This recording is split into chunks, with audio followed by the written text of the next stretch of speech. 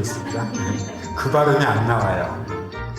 현대미술은 뭐냐면 지금까지 이제 그것을 벗어나서 미술이 됐는데 이제 미술로서의 가치를 막 정리시키다가 이제 미술 아닌 쪽으로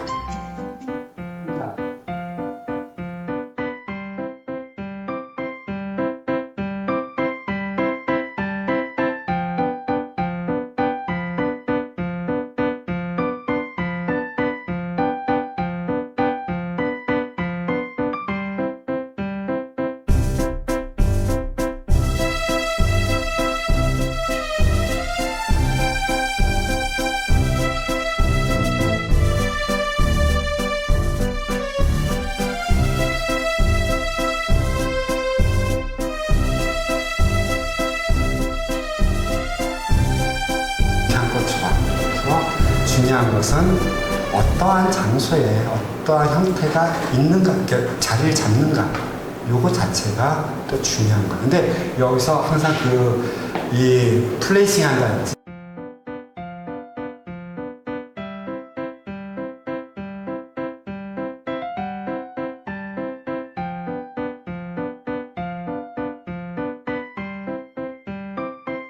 이제 후반전 시작하겠습니다.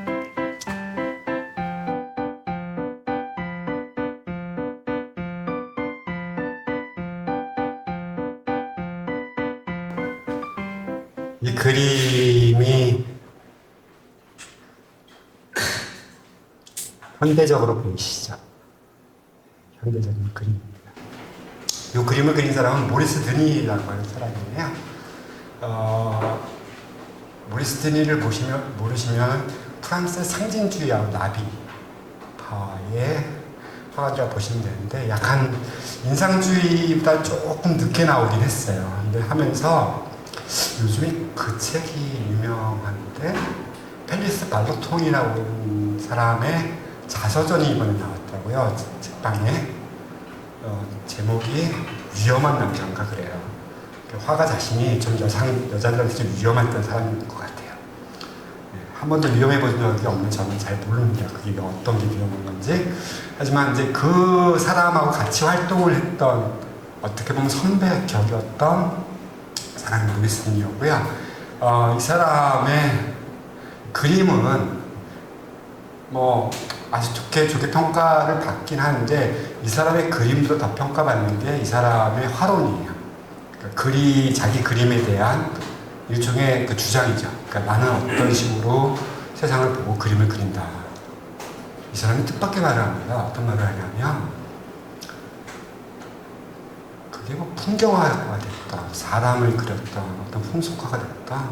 모든 그림은 화면 위에 물감 자국이다. 이 말을 해버려요. 그러니까 완전히 영업 비밀을 알려준 것 같은 그런 기분이 살짝 들잖아요. 화가들한테. 그러니까 결국 사람들이 보는 건 우리가 뭔가 재인식하고 재현했으니까 재인식해야죠. 그러니까 저기에 뭐 사람이 들어있네, 꽃이 들어있네 이렇게 보는 것이 아니라 그냥 우리는 물감 덩어리의 색상을 바라보고 있는 것이다. 생명 구성을. 과연 이 말이 없었으면 추상미술이 생기긴 했을까라는 생각이 들어요. 그러니까 되게 의미심장한 이야기를 했던 것 같고요. 이 그림이 그걸 좀 증명을 해주는 것 같아요. 이거 여기 여러분들 보시면 지금 멀쩡한 정신에는 저 그림이 뭔가 이렇게 내천이 흐르고 저쪽에 나무가 있고 공원 같고 뭔가 이게 오솔길도 있는 것 같고 막 그렇게 보이잖아요. 막걸리 한 4잔만 마시면요 저 그림은 굉장한 순수한 추상으로 보입니다. 그럴 것 같지 않아요? 그러니까 어떻게 보면 그냥 생면일 뿐이에요. 잘 조율된 생면이죠. 그러니까 이런 것에서 사람들은 이제 이걸 이렇게 느끼는 거예요. 그러니까 과연 이제 보여주는 것을 넘어서 이 보여줌을 어떻게 보여줄 것인가에 대한 통찰들을 하기 시작했던 것이고요. 그거에 못지않은 사람이 휘슬러라는 화가예요.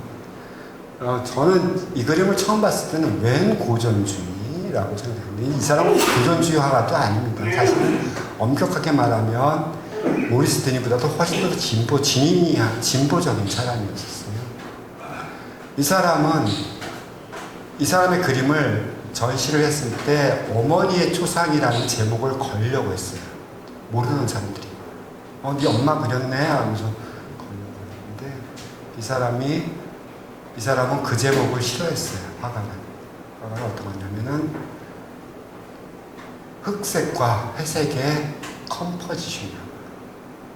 그러니까 저 그림은 사람에 집중하는 과거의 관례적인 시각이 아니라 어떤 색상의 조화다라고 이야기를 했어요. 그래서 벽에 붙어있는 그림, 커튼이 차지하고 있는 화면 속에 분할된 목, 사람이 차지하고 있는 검은 화면, 이 자체가 입체로 보이지도 않아요. 그냥 평면으로 마치 그냥 붓질을 이렇게 한 것 같아요. 무의식적으로.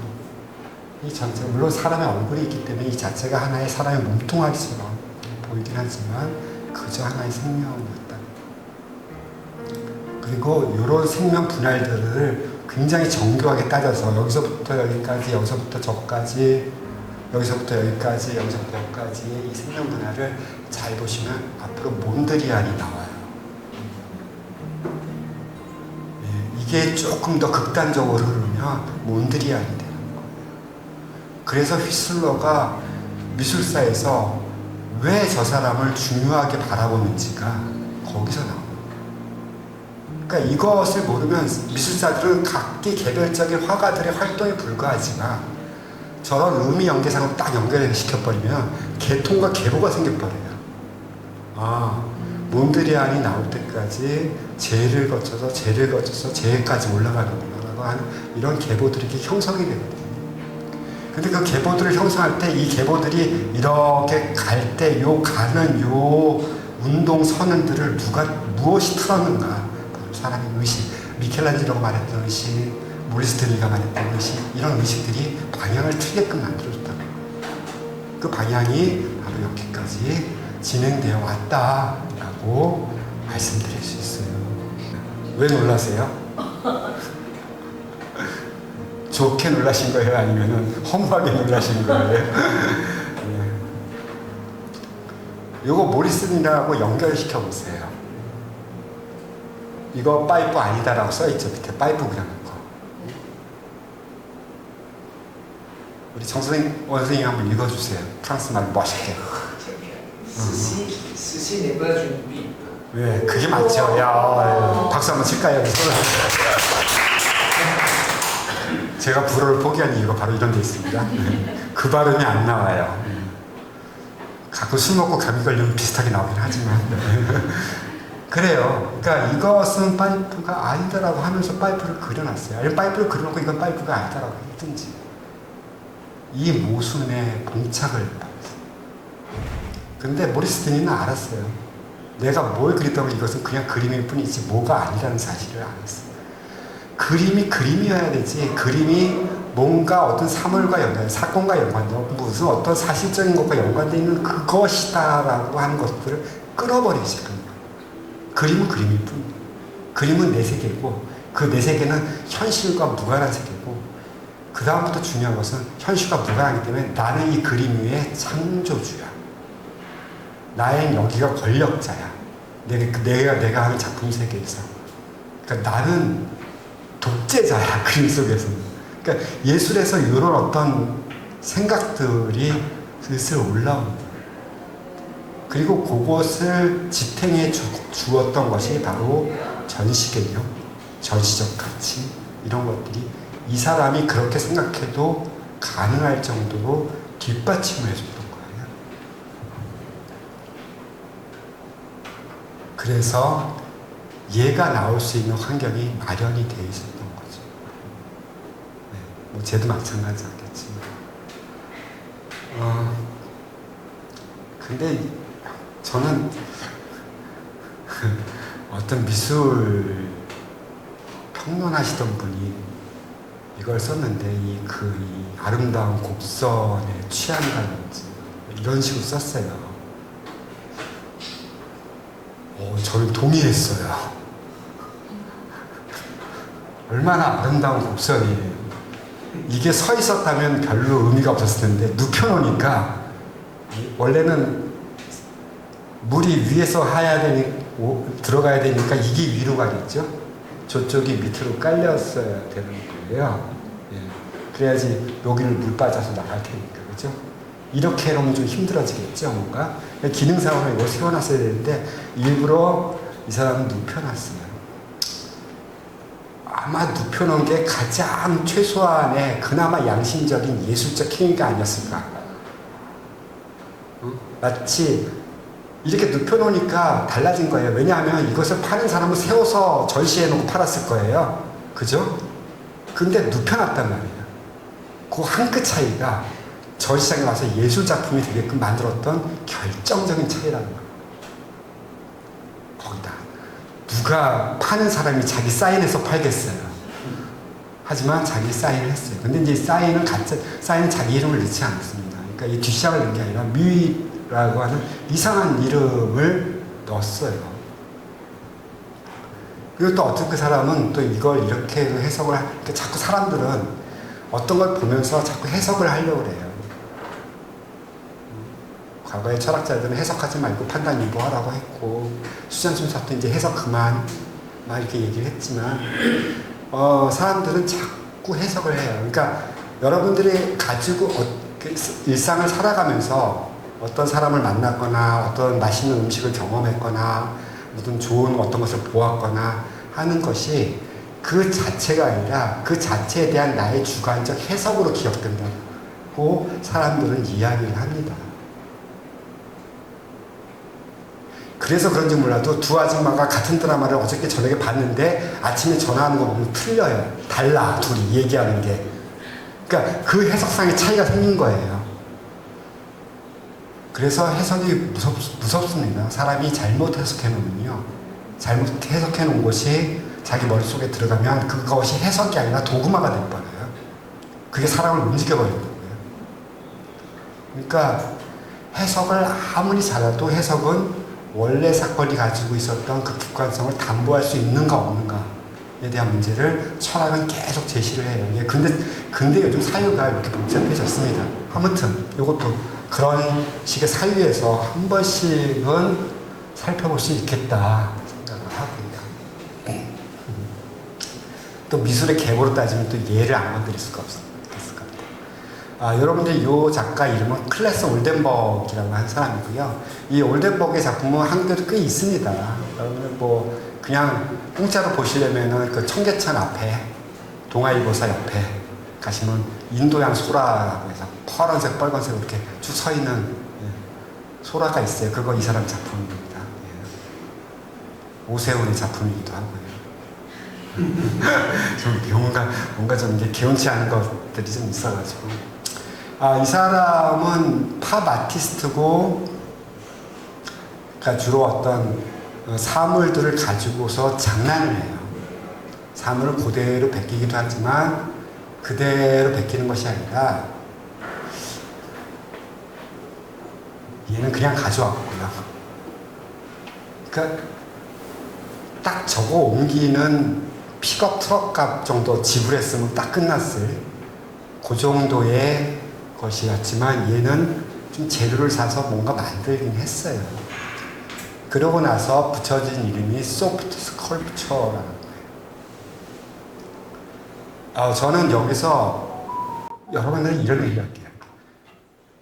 자유가 주어지면 사람들이 선택지가 많을 것 같죠. 그런데 오히려 자유가 주어지면요, 사람들이 불안해요. 뭘 해야 되지? 난 어디든 갈 수 있는데, 만약에 우리가 북한에 살았으면 뭐 여행 갈 때마다 여행 증명서 끊어야 되고, 당의 허락 받아야 되고, 뭐 이런 상황이었으면 오히려 걱정거리가 없었을 것 같아요. 안 가면 그만이지. 그런데 누구는 간다는데 나는 안 가? 누구는 거기 갔다는데 나는 못 갔어? 뭐 이런 어떤 여러 가지 상념들이 머릿속에 막 들어올 것 같아요. 예술한테 자유를 쥐어주면요, 더 복잡해져. 예술가들은 거의 절망까지도 갑니다. 그러니까 내가 할 게 뭐가 있지 도대체? 그러니까 예술의 자유는 정말 윤리도 간섭하네, 뭐 사회적 도덕이나 뭐 법도 간섭 안 해. 어떻게 보면 굉장히 천정무구의 지역이잖아요. 그런데 그 천정무구의 그 무구한 지역에 딱 데려다 놓으니까 사람들이 아무것도 못할 수 있어. 그래서 예술가 쉬운 거 아닙니다. 혼자 집에서 멍하고 있는 건 그 사람 굉장히 처절하게 작업하고 있는 거예요. 그 머릿속에서는 지금 막 천국과 지옥을 왔다 갔다 하면서 뭘 할까? 어떻게 할까? 이 고민에 빠져있는 거예요. 스님들도 그렇잖아요. 가만히 앉아있는데 용맹정진이라는 말이 있어요. 그죠? 그러니까 나는 마당에 가서 빗질이라도 하는데 저 양반은 가만히 앉아있는데 용맹정진이래. 그게 굉장히 힘든 일이기 때문에 자기 속에서 자기 생각을 자유롭게 펼쳐나가는 것 자체가 얼마만큼 힘든 일인가를 저는 미술 보면서 새삼새삼 느껴요. 그리고 작가들을 이렇게 보고 있으면 제가 평론을 잘 안 하기로 결심했던 이유 중에 하나가 저 머릿속에 들어가야 되는데 들어갔다가 나도 길을 잃을 것 같다는 공포감이 있어요. 그래서 정말 무섭습니다. 이거 이렇게 더 해야지. 예, 소프트 스컬프처. 그러니까 얘까지만 해도 스컬프처 같았어요, 사실은. 좀 딱딱하고 던지면 깨질 것 같기도 하고, 좀 뭔가 이렇게 만지면 만져질 것 같기도 하고 그러잖아요. 얘는 만지면 변태될 것 같아요. 괜히 잘못 만졌다가, 이 변태, XX, 막 이렇게 욕먹을 것 같다는 그런 생각이 들어요. 일단 개념 자체. 조각은 딱딱해야 되고 무기질로 이루어져야 되고 하지만 그 개념 자체를 버렸어요. 그러니까 부드러워지면 뭐가 되는데 인간이 항상 저 사물을 이럴 거다라고 생각을 해요. 만약에 제가 립스틱을 딱 꺼내가지고 돌려가지고 제가 바른 것도 변태겠지만 그 립스틱을 제가 먹는다고 생각해요. 뭐 사람들은 몰라. 이 립스틱이 먹을 수 있는 제재여서 내가 먹을 수 있어요. 사람들 깜짝 놀라겠지. 모르는 사람들은. 저 미친놈 저 립스틱을 어떻게 먹어? 하지만 만약에 그걸 먹을 수 있다라고 생각한다면 벌써 여기서 사람들은 그 립스틱에 대한 생각을 다시 하게 돼요.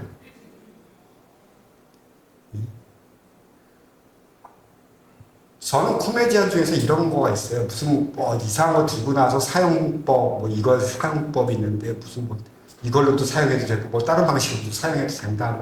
이렇게 설명하면서 사람 웃기는 프로그램이 하나 있었는데 옛날 얘기인가? 하여튼 어떤 사물이 다른 방식으로 사용될 때 가령 제일 좋은 예는 부시맨의 코카콜라예요. 남들한테는 그거는 빈병에 불과하지만 이 부시맨이 그 병을 주셨을 때는 이거는 신이 준 선물이기도 하고 사람을 죽일 수 있는 무기도 되고 뭔가 이렇게 반짝반짝거리면서 황홀한 어떤 이 대상이 되기도 하고 밀가루 반죽 때 밀면 너무나 잘 밀리는 도구가 되기도 하고 별 다양한 거예요. 현대인이 생각하지 못했는데 코카콜라라는 개념이 어떤 원신이한테 코카콜라 병이 주어졌을 때는 이 코카콜라 병은 다양한 기능을 수행할 수가 있어요.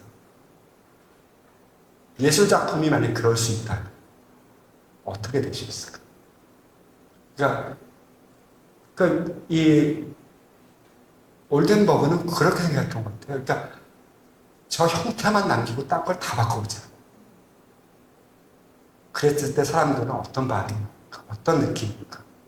웃기기도 하고 어쨌든 좀 섬뜩하기도 하고 이런 감정들이 막 생겨나겠죠. 그러니까 맨날 만났던 물건이 그래서 올덴버그는 맨날 일상용품만 건드려요.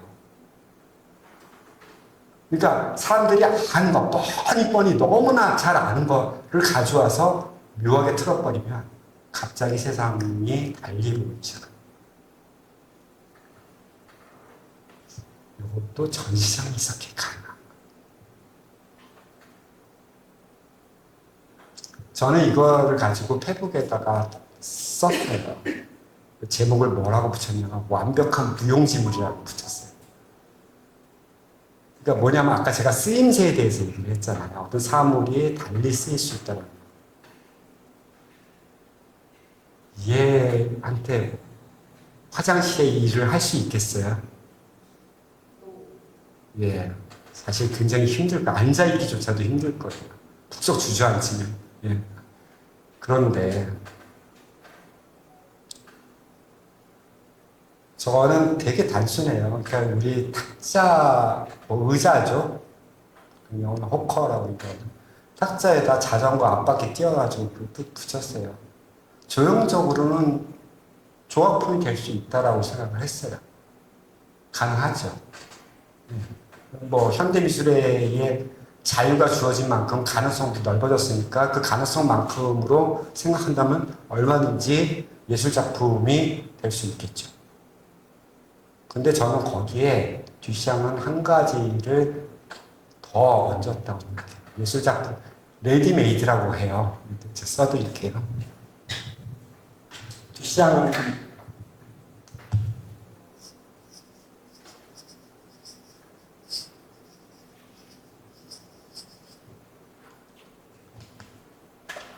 이미 있어. 이미 있는 걸 가져와. 혹은 이미 있는 것들을 어떻게 엮어가지고 뭔가 다른 개념으로 다른 의미로 만들어. 다른 가치를 부여해. 그러니까 이게 이제 레디메이드라고 하는 현대미술의 한 현상이긴 하죠. 그러니까 이것을 해. 하는데 아까 봤던 변기하고 얘는 조금 질적으로 좀 상반된. 그나마 아까 사인했던 그 변기는 재활은 가능합니다. 다시 화장실로 갈 수 있어요. 얘는 다시 타거나 앉지 못해요. 물론 분해하면 할 수는 있겠지만 이 상태에선 그게 불가능해요. 저는 듀샹이 그 세상의 필요에 의해서 만들어졌던 물건을 가장 불필요하게 만들 수 있는 작가다, 예술가다라고 생각해요. 저는 이게 자크 데리다의 해체주의를 능가하는 그런 어떤 생각을 데리다보다 50년 전, 60년 전에 했다라는 사실을 깜짝 놀랐어요. 그러니까 인간이 가지고 있었던 그 구조화된, 그러니까 구조주의 세계 속에서의 사상이죠. 내가 뭔가 생각하면은 그 다음에 따라오는 것은 어떤 논리학에 의해서 이거야 되고 하는데 그냥 맥락을 딱 끊어버리니까 예술작품은 갑자기 본 앞에서 뭔가 이렇게 허무해지거나 아니면 절대절벽이 돼버리는 거. 여기서 넘어가지 못하겠어요. 논리가 전개가 안 돼요. 저는 이 작품이 그래서 맨 마지막에 그 패분에서도 얘는 이제 앉거나 타거나 이거 못한다. 두 개를 합쳐놨더니 두 개의 실용은 어디론가 바람처럼 사라져버리고 남는 건 그저 그 물질 자체만 남아있다. 혹시 모르죠? 저 자전거 바퀴를 돌리면서 신나할지도. 그러니까 그거는 저 자전거나 탁자가 원했던 그 일은 아니잖아요. 그러니까 예술적으로 가장 현대적으로 철학적으로 이 작품을 만들어낸 20세기 부시맨이 바로 듀샹이었다 라고 생각이 드는 거죠. 그러니까 이런 것들을 하고요.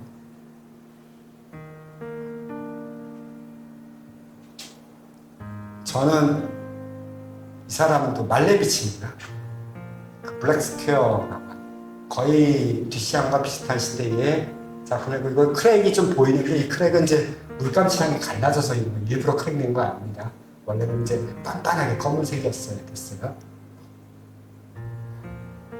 사실 여기서 이제 그림은 멈췄어요. 더 이상 그림은 안 됐어요. 차라리 몬드리안의 화면 위에다 분할이라도 했죠. 그 폰타나 같은 경우는 칼질이라도 했고 어떤 화가는 또 캔버스를 쓸어가지고 쉐이프드 캔버스를 만들기도 했는데 얘는 더해요. 아무것도 못 보게 만들었어요. 그냥 진짜 맨 끝에 가서 절벽 하나 탁 만난 거하고 똑같은 어떤 난감이 왔어요. 그래서 사실 그 모든 미술에 대한 이론을 했던 사람들이 이런 얘기를 하는 거예요. 아까 한스 벨틴 얘기를 다시 할게요. 한스 벨틴이 은퇴를 하고 나서 갑자기 이 사람이 중세미술에서 연구를 하던 것을 방향을 틀어가지고 현대미술 쪽으로 확 와서 현대미술을 중세미술과 비교를 해요. 중세미술에서 가장 근데 중세미술은 그 미술 작품이 아니었던 것이 미술 작품이 되게끔 나아갔던 그 과정 속에서 여러 가지 에피소드나 일화들을 다 모아놓은 거예요. 이제 현대미술은 뭐냐면 지금까지 이제 그것을 벗어나서 미술이 됐는데 이제 미술로서의 가치를 막 정리시키다가 이제 미술 아닌 쪽으로 또 한다. 그래서 벨팅의 마지막 책은 그가 어떤 거냐면 미술사 없는 혹은 미술 없는 미술사 이런 제목을 해요.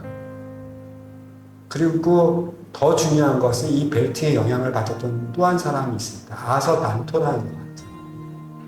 이 사람이 예술의 종말. 그래서 예술의 종말에서 뭔가 쓴 게 있는데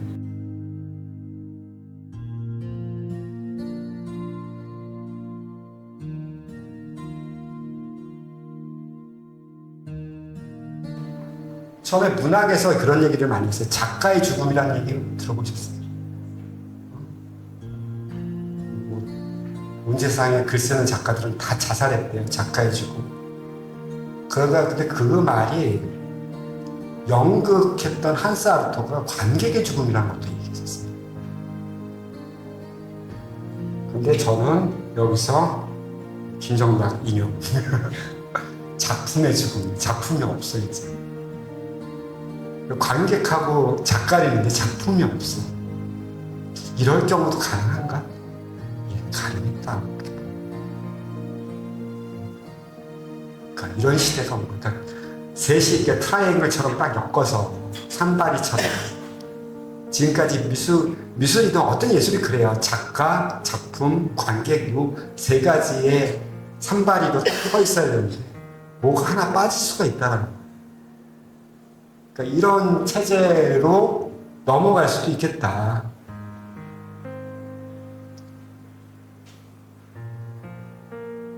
이것은 잘 아시는 잭슨 폴록의 작업이고요. 저는 잭슨 폴록의 작업은 뭐 그 얼룩들만 보는 거라고 얘기하지만 저는 그 얼룩들이 작업의 흔적이라고 봤어요. 그러니까 그 작업의 흔적은 무의식이거나 그러니까 자기가 의도하지 않았던 흔적들이지. 되도록. 뭐 되도록이겠어요? 다시 보면은 지가 페인트 색깔 고를 때도 고민했겠고 저기 뭐 이게 화면 위에 올라가서 이게 뿌릴 때도 사실 보면 이 뿌리는 것들도 뭐 수학자들 보면 다도 계산했을 거예요. 이 정도 가속도가 붙어가지고 이렇게 물려고 해서 뿌려놨겠고 뭐 맥브라이 붙었으니까 이렇게까지 분석은 안 해도 불확정성. 그러니까 내가 의도하지 않은 형태들이 만들어져. 그리고 그거 의도하지 않은 형태들은 바로 자기 자신의 행위였다라는 거. 그것이 무의식이든 의식이든. 결국 그림이라고 하는 것은 뭐예요?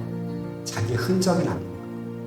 모리스 드니가 다시 복습. 모리스 드니가 그림이라고 하는 것은 물감의 흔적 덩어리라고 얘기를 했죠. 결국 그림이라고 하는 것은 내가 물감을 뿌리고 다녔던 그 행위의 흔적. 그러니까 그림이라고 하는 것은 뭔가를 재현해야 되고 뭔가 의미를 담아야 되고 이게 아니라 그러니까 작가의 움직임, 작가의 존재 그 자체가 작품이 될 수 있다는 거고요. 할 게 되게 많은데 시간이 30분도 안 남아서 무지하게 빠른 속도로 갈 수밖에 없는 걸 설명만 해드릴게요. 예. 그 다음에 이건 요것도 뭔지는 아시겠죠? 뭔지는 아시는데 이상하긴 하죠. 그러니까 요게 부딪히는 거예요. 이게 뭔지는 알아보겠다. 첫 번째. 요거는 이제 우리가 관습, 일상, 뭐 그동안에 살았던 모든 경험치를 통해서 데이터가 축적되어 있는 우리의 기억이고 그 기억이 바로 사물의 기호들이에요. 그런데 그 기호들이 뭔가 한 군데가 어긋나 버리면 이 사물은 도대체 내 기억 속에 들어와서 기억을 막 헤집어 놓는 거예요. 내가 잘못된 기억이었나? 그리고 그 기억만 헤집는 게 아니라 이것은 사람의 감각까지 건드려요. 저는 이 잔을 보면서 괜히 입속에 머리털 들어간 느낌이 이렇게 막 떠오르는 거예요. 이게 이제 연상작용이라는 거죠. 내가 겪진 않았지만 내 입속에 주방장 수염이나 뭐 이런 게 막 들어가서 막 이렇게 돌고 있어, 이빨 속에서. 이런 느낌을 저 자리를 보고서 느끼는 거예요. 물론 하지도 않아요. 어찌 보면 저거가 예쁜 작품이지. 우리가 이제 굉장히 이렇게 미술에 대한 표준적 기준을 가지고 아름답고 예쁜, 뭔가 감동적이고 뭔가 우리의 어떤 미적 쾌감을 충족시켜주는 뭐 나름의 있겠죠. 하지만 이것 자체가 우리의 감성과 굉장히 그 말미잘 같은 신경들을 건드리고 있는 그런 작업으로 화하고 있다면 이건 더해요. 이건 지금 보여드린 건 다 듀샹의 후예들입니다. 그러니까 듀샹이 했던 짓들을 갖다가 바리에이션을 시킨 거예요. 그 의식은 그대로. 칫솔 맞습니다. 칫솔 맞는데 치모 있는 데다가 어금니 4개 딱 박아놨어요. 저걸로 하면은 되게 묘할 것 같지 않나요? 그것도 내 이빨 다면 남의 이빨이라면. 그러니까 뭔가 깨림직해. 언캐니해요. 그러니까 그 영어로 얘기하잖아요. 언캐니하다고. 이건 무서움과 피어하고 달라요. 테러하고도 개념이 달라요.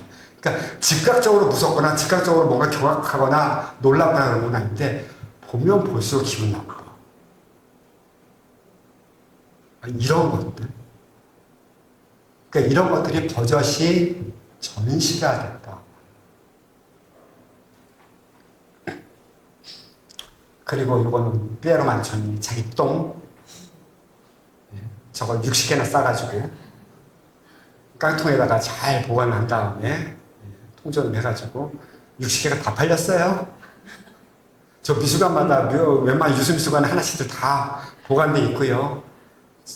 개인 보관도 개인 사적 컬렉션도 있습니다. 이거 어떻게 생각해?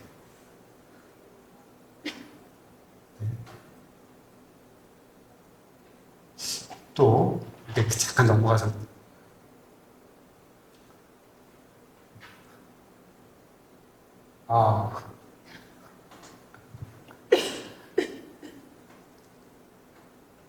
뭔지 아시겠죠? 비포 앤 애프터.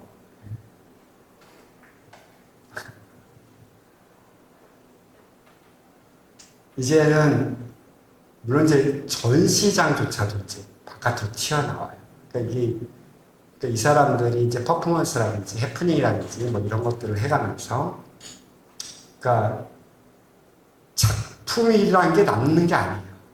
원래 작품이 남으면 저 사람 몸이 작품이어야 되는데 저것도 가변적이죠. 저 때만 하였을 거예요. 그러나 곧 작품은 없어요. 그러니까 아까도 얘기했지만 올덴버그의 거기서부터 물성을 하나하나씩 깨기 시작하더니 그 최종적인 것들은 이제 예술 작품을 가질 수도 없게끔 만듭니다. 이제는 다 모든 관객은 부처가 돼야 돼요. 하심을 가지고 손을 놓아야 돼요. 참 허무하다. 그리고 그것도 아쉬웠던지 온카와라라고 하는 작가는 자기 작품이 뭐냐 하면 자기 어디에 가서 우편엽서를 보내요. 매일매일. 별것 없어요. 나 7시 47분에 일어났다. 이거 하나야. 그리고 또 어디 가서 나 어느 길을 걷고 있다. 뭐 이 정도. 되게 간단한 문구 하나씩을 다니면서 이야기를 해주는데, 그래서 사람들이 그게 엽서들을 쭉 전시하면 그게 전시예요. 제가 그랬던 거. 요거 예술 같아. 예술 같긴 해, 그죠? 뭔가 컨셉 좋아. 그런데 여기하고 요 날짜하고 요 시간대가 굉장히 역사적 시간하고 결부가 된 거예요. 제일 먼저 한 작업 중에 뭐가 있으려나?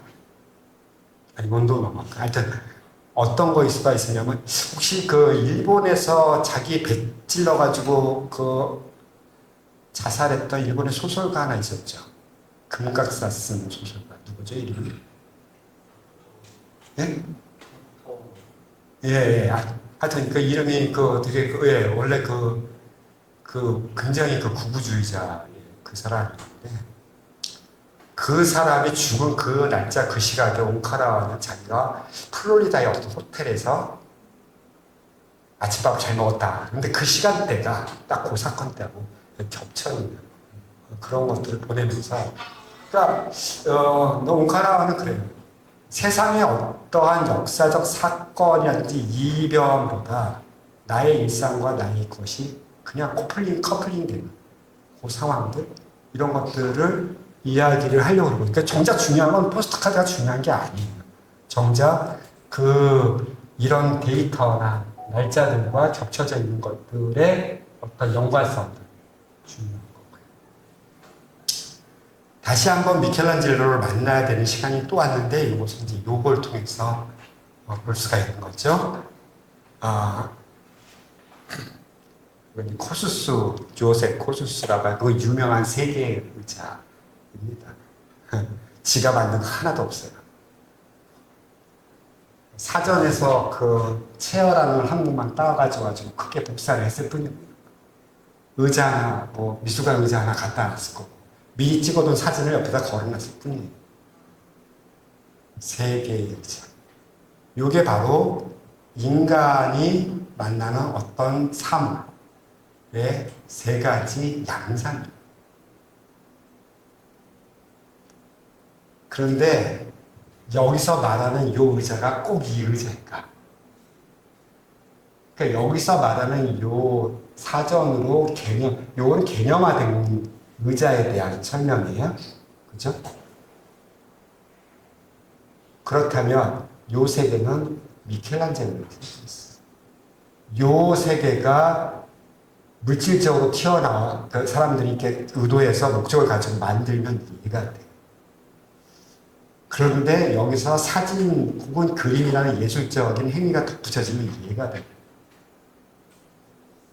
그 어떻게 보면 쿠스스는 한 미술 작품이 탄생하는 그 제네시스의 그러니까 창세기의 그 모든 진료와 관념의 그것을 마치 이 원심분리기를 통해서 싹 분해시켜가지고 요거 세 가지 딱 놓았던 그런 상황들을 만들었어요. 세 가지 중에 뭐가 작품일까요? 아니면 요것을 세 가지를 한꺼번에 찍은 요 사진이 작품일까요? 팔리기는 요 세 가지를 다 찍어놓은 요 사진이 작품입니다. 근데 정작 관객은 안에 들어가서 헤매요. 어떤 걸 의자로 봐야 되지? 라고 헤매게 됩니다.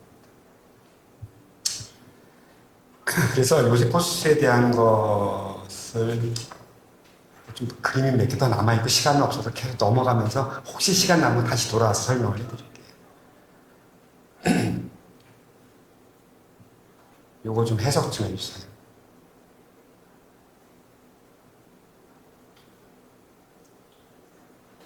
되게 왜 예술가들은 말을 꼬아서 하는지 잘 모르겠어요. 대충 해석되겠죠, 그죠? 그러니까 중요한 거는 아트 컨텍스트라고 하는 말이 되게 중요한 거예요. 그러니까 이 아트 컨텍스트라고 하는 그 리얼리티라든지 그러니까 우리가 생각하면 현실이 아니에요. 그러니까 예술 세계에 들어와서 그러니까 들어와서 자기는 어떤 그 현실에 있는 사물들을 위치시키는 거예요. 그러니까 이런 행위 자체를 자기가 예술이라고 보았다는 것이고요.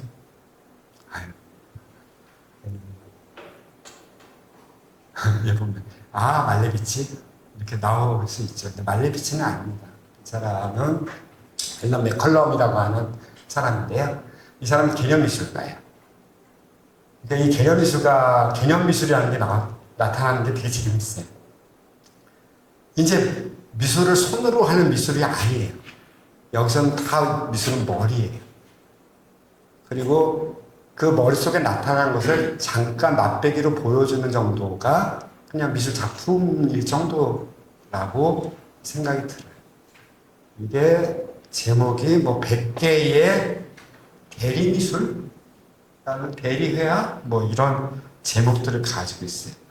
그런데 이 사람도 비슷한 얘기를 했던 것 같은데, 이건 솔루잇의 어떤 작업이고요. 이건 잘못 보면은 그 다니엘 뷰렌 작품, 혼동하기 쉬운데, 다니엘 뷰렌이 줄긋기 작업을 했을 때 솔루잇의 영향이 또 컸을 것 같아요. 얘가 먼저예요.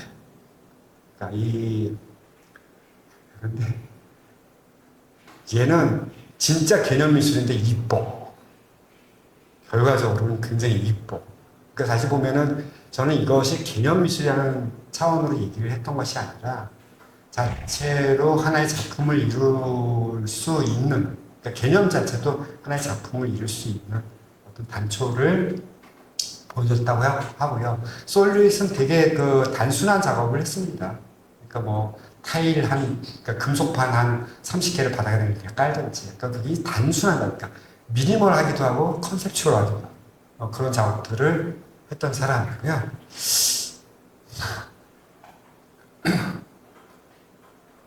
그래서 개념하고 미니멀한 사람들이 이렇게 세상은 아예 물건으로 꽉 차 있어. 그러니까 나는 뭐 거기다 더 예술작품 만들어서 더 얹어놓기 싫어. 안 할래. 뭐 세상에 물건 많은데. 그래서 나는 더 이상 얹지 않겠어. 그리고 나는 좀 심플한 거 좋아. 단순 명쾌한 거 좋아. 그래서 중요한 것은 어떠한 장소에 어떠한 형태가 있는가, 그러니까 자리를 잡는가. 요거 자체가 또 중요한 거예요. 근데 여기서 항상 이 플레이싱 한다든지 어떤 엑시스턴스 한다든지 하는 이런 개념들이 저는 그 근간에는 바로 전시라는 공간, 전시 장소 일정 혹은 전시 기획에 딸려있는 아까도 제가 처음 들어갈 때 설명했듯이 전시적 가치라고 하는 것에 합당한 모든 제도적인 환경들, 요것들을 이용하면 뭔가 예술작품이 또 나올 것 같기도 하다. 혹은 적어도 예술작품이 나오지 않더라도 예술가라는 존재가 무언가를 한다는 것 자체는 알려줄 수가 있겠다라고 생각을 했던 거예요. 그래서 또 많죠. 아까 똥 싸는 거. 이건 살아있는 조각이라고 해서 여자에다가 자기 사인 이렇게 넣는 사람. 이런 발칙한 짓들은 사실은 60, 70년대 그렇게 많았어요. 그리고 넘어가고, 이건 온카와라가 그 당시 그 날짜, 그때 사건 갖다가 다시 한번 또 그 엽서에서 했던 작업을 여기서 이제 좀 분명하게 얘기했고, 요거 작업 아닙니다. 요건 작품 아니에요. 이것만 작품입니다. 마치 그 타임스란 뉴욕 타임스가 그 신문사 경영이 힘들었을 때 한번 그 이상한 마케팅을 했어요. 어떤 사람이 내가 1970년쯤 태어났는데, 몇월 며칠 태어났는데, 그렇게 알려주면 그 날짜 신문을 갖다 줍니다. 이렇게. 당신이 태어난 날에 6.25가 벌어졌어요. 이러면. 80년 5월 18일이면 좀 끔찍하겠죠. 그죠? 자기 생일이라.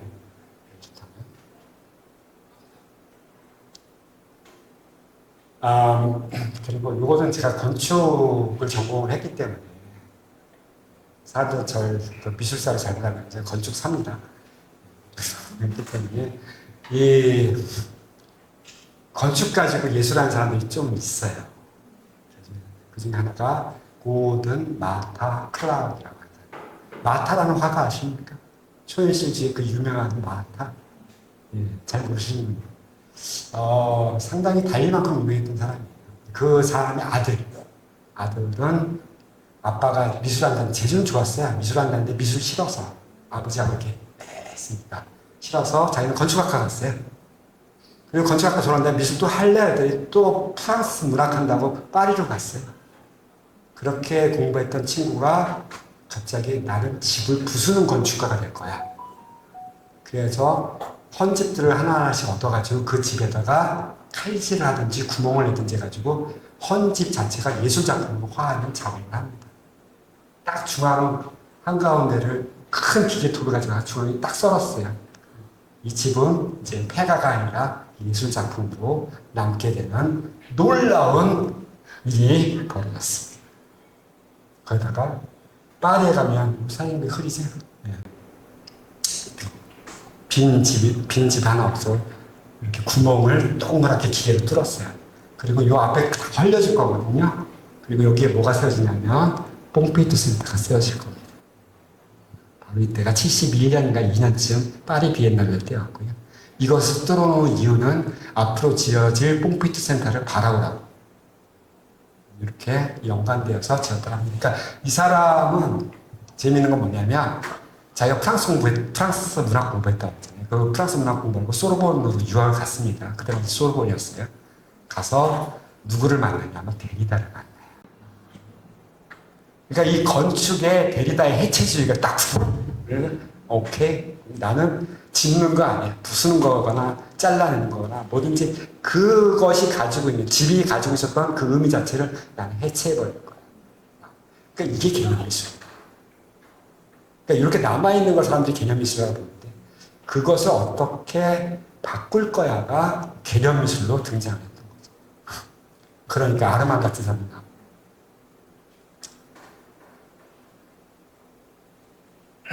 이건 조금 개념하고 대지미술이 겹쳐진 거죠.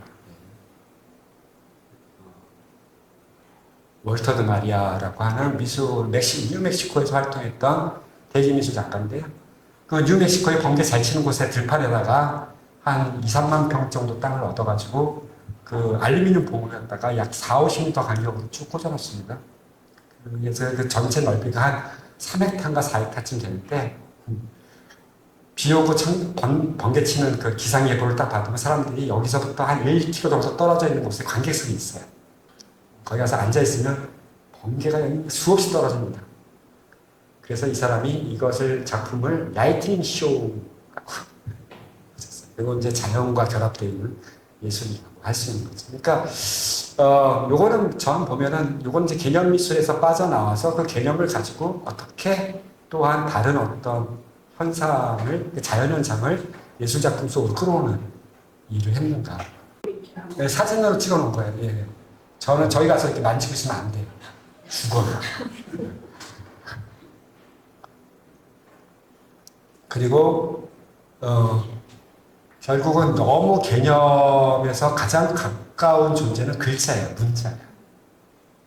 그 이미지가 아니라는 거죠. 그 문자를 이용한 바바라 크루거 같은 사람들도 나와서 이런 거죠. Your body is a battleground. 이게 나중에 페미니즘 운동가들이 거의 자기의 모든 표지 모델을 썼을 정도로 타이틀을 썼을 정도로 되게 유명한 작품이 됐었던 곳이고요. 피스톨레토의 거울 작업. 물론 잘 보시면 아시겠지만 이거는 그려진 겁니다. 거울 위에다가 그림을 그렸어요. 그런데 사람들은 거울 위에다 그림을 그렸구나. 캔버스 대신 거울에다 그렸구나 하겠지만 이 작품 하나는 보는 사람마다 다른 작품이라는 거, 관객이 그림 속에 들어간다는 거, 그리고 관객이 그림 속에 들어간다는 건 과거 중세 말 송화의 후원자가 송화 속으로 뛰어 들어간다는 거, 이것과 비견될 수 있는 어떤 행위입니다. 그러니까 서양 문화를 좀 이해를 해보면 피스톨레토가 뭐 또 다른 사람이 왜 그 생각을 했는지가 이렇게 데이터로 걸려요. 그걸 다만 현대적인 방식으로 해결을 했다라고 할 수 있는 거죠. 그래서 과거에 이 미술이 이제 제의적 가치에서 전시적 가치로 바뀌는 그 순간, 중세 말기 때 그 순간의 모멘트를 현대미술로 쫙 끌고 와서 여기서는 이제 그거를 중심으로 어떠한 미술이 어떻게 인터랙티브한 전시가 가능하게 되는가를 확실하게 또 보여주는 것이 되겠죠. 거의 마지막으로 가는 것 같습니다. 이제. 이건 잘 아시죠? YBA. 데미안 호스트. 예. 알 발음 잘해줘. 예, 이 사람이, 이 제목이 정말 웃겨요. 제목 읽어드릴까요? 제목이 뭐냐면 되게 길어요. 작품은 상징적이긴 한데, The Physical Impossibilities of Death in the Mind of Someone Living. 그 살아있는 어떤 사람의 머릿속에 있는 죽음의 물리학적 비현실성, 비가능성이라고, 불가능성이라고 이야기를 하는데, 얘는 죽은 걸 박제를 한 거예요. 상어 진짜 죽은 걸 어디서 가져와서 박제를 했어요. 근데 이 박제된 속에서 저 상어는 결코 죽지 않아요. 이 말은 반대로, 정말 반대로, 지금까지 예술작품은 자기가 속한 곳에서 자기 기능을 성실하게 수행하면서 있었어요. 부처님이 그랬듯이. 그런데 이것이 전시 공간으로 들어오면서 이 작품은 그 기능을 상실하거나 잃어버려요. 그러니까 자기의 목적을 잃어버리는 거죠. 그리고 이제 남아있는 것은 아우스슈텔룽스베르트, 전시가치만 남아요. 그러는 순간 이 작품은 어떻게 보면 죽음인데, 그 죽음을 바라보는 데미안 허스트는 얘는 결코 죽을 수 없는, 이 의식 속에서는 결코 죽을 수 없는 예술작품이다라고 선언을 낸 거예요. 되게 재밌죠? 이런 상황들이. 그러니까 저는 그래요. 이 모든 논의가, 개별적인 논의들이 되게 중요하긴 하지만 더욱 중요한 것은 이 전시라는 개념, 그리고 전시를 이용하는 예술작가, 그리고 전시장, 그리고 전시회라고 하는 이 제도적 장치가 어떻게 서로 얽혀가지고 현대미술을 만들어내는가를 제가 되게 여러 가지 사례로서 보여드린 거고요. 이렇게 있고. 에민 트레이시는 자기 침대 흔적들 보여줬던, 참, 이것도 YBA입니다. 이건 자기 피를 모아가지고 그걸 응고시켜가지고 주상 만들었던, 이름이 생각이 안 나. 있어요. 그리고 요거는 YBA는 아니고요. 그때 한참 60, 70년대 때에 피에로 만조이라든지 이런 사람들이 개념미술, 액션들, 그 취할 때 나타났던 사람들이 이게 제 작품이네. 그 옆에 그 조각작품 전시할 때 쓰는 다이들, 이게 높낮이가 다른 것 같은, 자기가 이렇게 눕거나 저렇게 눕거나 하면 이 예술작품이 되는 듯한 이런 것들을 사진 찍어가지고 남기는 사람들도 있었고요. 예, 루버덕이라고 얘기해요. 원래 요만해야 돼요. 요만해야지 욕조에다 띄워놓거든요. 근데 이 사람은 그걸 보고서 욕조가 호수가 되거나 아니면 바다가 되면 어떨까, 이런 생각도 했던 것 같아요. 그리고 전시장 개념이 확장이 됩니다. 사실은 우리가 항상 전시장 그러면은 무슨 화랑 안에 있는 공간만 전시장을 생각했는데, 이미 쥐시장도 그랬던 것 같아요. 이미 그 전시장 바깥으로 나가버려요. 그리고 내가 있는 곳이 전시장이다라고 그랬는데, 마지막에 요거가 저는 이제 이것이 아마 결론일 것 같아요. 많은 예술들이 바이 아티스트하고 인더 아티스트가 이렇게 중요한 거예요. 예술가에 의해서 옮겨진다는 말은 다시 만들어지고 이렇게 가져와서 보여주고 하는 거예요. 인 아티스트 하면 모든 예술 작품은 바로 나야. 아티스트 스스로가 예술 작품이야. 내 머릿속에 들어있는 게 전시장이야. 나만 옮겨가면 돼. 저는 이 말이 진짜 루시 리퍼드라고 하는 되게 여성 미술사가가 쓴 말인데, 그것도 이제 그 당시에 이제 개념 미술들 같은 거 보면서 했던 말인데, 저는 이 말이 개념 미술과 현대 미술에만 맞는 거 아니에요. 여러분 생각해 보세요. 이렇게 비유하면 될까? 석굴암에 있는 김대건이 만들었다고 하는 석굴암에 있는 그 열애상. 그 열애상의 얼굴은 그 남북조 시대 때, 중국 수나라 이전 남북조 시대 때의 운강석굴에서 나왔던 것과 유사한 형태, 좀 발전된 형태긴 하지만 유사한 형태를 가지고 있어요. 사람들은 그 운강석굴을 가져와서 석굴암에 열애를 만들었겠어요? 보고 와서 만들었겠죠. 그 운강석굴의 모양은 그 바로 그 사람들 머릿속에 담겨져서 서해를 건너서 태백산맥을 넘어서 경주까지 온 겁니다. 결국 옛날이나 언제나 미술품은 밖에 나와 있는 것들로 한정되는 게 아니라 사람의 머릿속에서 옮겨진다. 그래서 중요한 건 예술가라는 인간 존재가 너무너무 중요해요.